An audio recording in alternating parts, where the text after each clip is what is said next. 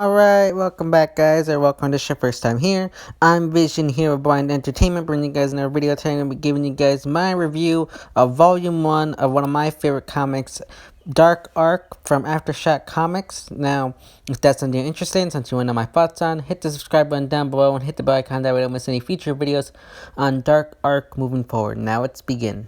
So, Dark Ark follows this man by the name of Shrey, and he's been asked by the devil pretty much to take care of the demon and mythological creatures that roam the earth in the era of like Noah.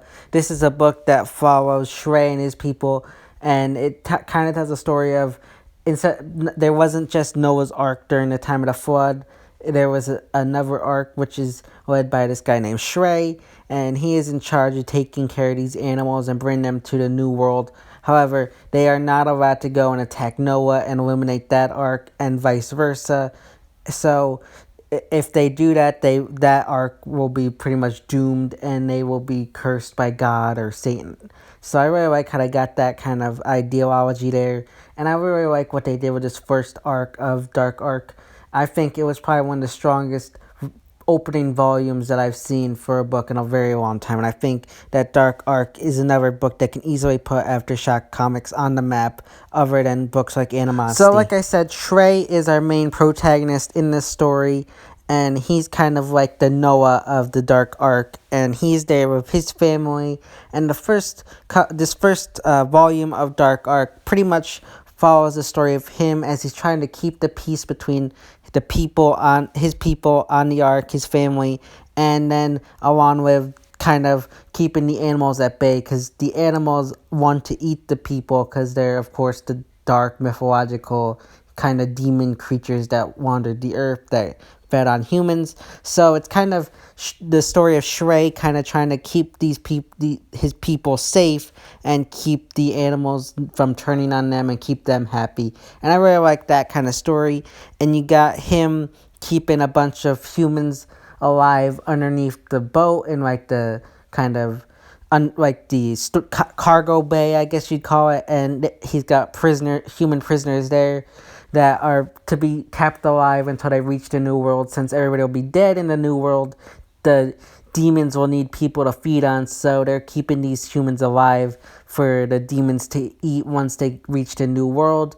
But of course, you got some animals that don't want to follow the rules, like these two, Cruel and the vampire Nex, who don't really like the humans to an extent, and they kind of want to overthrow Shrey and take the ark for themselves. And I really like that kind of ideology. And then you got two kind of different compelling story arcs between them, because you got Nex, who wants to eliminate kind of Shrey and his people and take control of the ark himself, where you got Cruel, who has the same ideology as Nex, but he wants to kind of work with Shrey in a sense. You kind of question his motives at time, because Cruel, he's trying to work with Shrey and trying to keep the peace. He wants to eat these people, but at the same time, he's keeping himself at bay, knowing it's not the right thing to do at the time. So I really like how you got those two ideologies that are similar, but they kind of have their own different ways of going about what they want. So I really like how they had that whole thing play out. And in the story, you eventually have Nex, who tries to pretty much enact a coup with a bunch of vampires and attacks the ship. And it just goes crazy, bites Shrey and tries to overthrow him and kill him. However, Shrey is a sorcerer. He kind of has like these magical powers, and it has like these mythical things that he can do.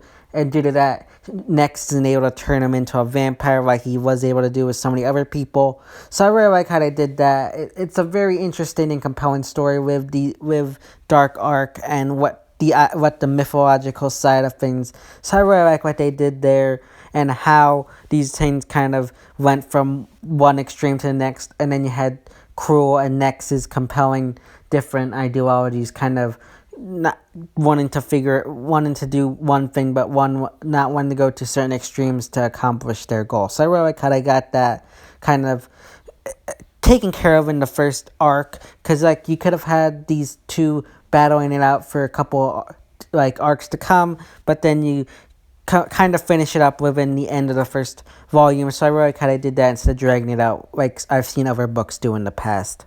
So after Nex's attempted coup, Shrey kind of, I guess, puts him in like this dormant stage. He isn't dead, but he's like on the it's like kind of underneath the boat, like in the water. I don't know what exactly happened. I don't think he's dead, but I think he's just kind of been put in like this dormant kind of stage. And then as we get to the end of the first volume, we got angels showing up at the Ark because Noah had prayed for help, and they show up at Shrey's Ark thinking that it's Noah, and he puts up this facade to kind of keep them from finding out that this is the Dark Ark, because he thinks that if the angels find out that this is the Dark Ark, that the angels will destroy it and kill him and his family. And we learned that he's a very good liar, so he's able to put up this like facade and play off that he's Noah and just trick the angels who are trying to help him. And I really like how they had that kind of storyline play in, and I just am very excited to see what goes on, because we find out later on that he has to go help Noah since the angels didn't find Noah. So I'm very interested to see what goes on there. Also, earlier in the book, we had found out that there are unicorns on the Dark Ark, which we find out the backstory in this book as to kind of what happened to unicorns in our world, even though this is kind of like a comic. This isn't real, but I like how they added that in, because we got unicorns on this ark, and they kind of don't think that they belong here. They don't believe that they're like the dark mythological beings. They think they belong on Noah's Ark. So when the angels show up on the ark, they want to kind of go up onto the deck of the ark and be rescued by them. However, the people and the animals are afraid that if they do that, they'll end up being killed and destroyed. So they try to hold off the unicorns as long as they can. But eventually the unicorns make it up to the deck of the boat as the angels are leaving, and Shrey is forced to kill him in order to keep up the facade and not give away his cover. So I really like how they added that in. It gives a lot of backstory, even though it's not like real stuff, as to kind of what happened to unicorns and what happened to them. And then we got Shrey going to meet with Satan at the end of the story, and he brings up the unicorns to him, and Satan kind of tells him the unicorns weren't meant to be on there, and there's something else is going on. There's other kind of things at play that are kind of trying to get you killed, I guess, or something like that. There are other forces in play that are working against Shrey. So he also tells him at this point that he has to go help Noah since the angels didn't find him. Because, again, if Noah's Ark doesn't survive, then Shrey and his people will be cast away too and pretty much doomed to death as well. So we end off the arc with Shrey having to go find Noah's Ark and help him in whatever issue Noah's having right now on his arc. And I'm very excited to see what they do with that. Dark Ark is definitely another one of my favorite Aftershock comic books. I think it definitely has potential to be one of the best books by Aftershock and put it on the map like it's doing with Animosity's doing for Aftershock comics. So I'm very interested to see what they do with the second arc that comes out tomorrow. Leave your thoughts, opinions, and predictions on what you think will happen in the second volume of Dark Ark that comes out tomorrow in the comment section down below. So yeah, guys, that's my review of Dark Ark Volume 1. If you like this video, give a big thumbs up and share. And don't forget to hit the subscribe button down below and hit the bell icon. That way you don't miss any future reviews on Dark Ark moving forward. This has been Vision here with Blind Entertainment, and I will see you next time.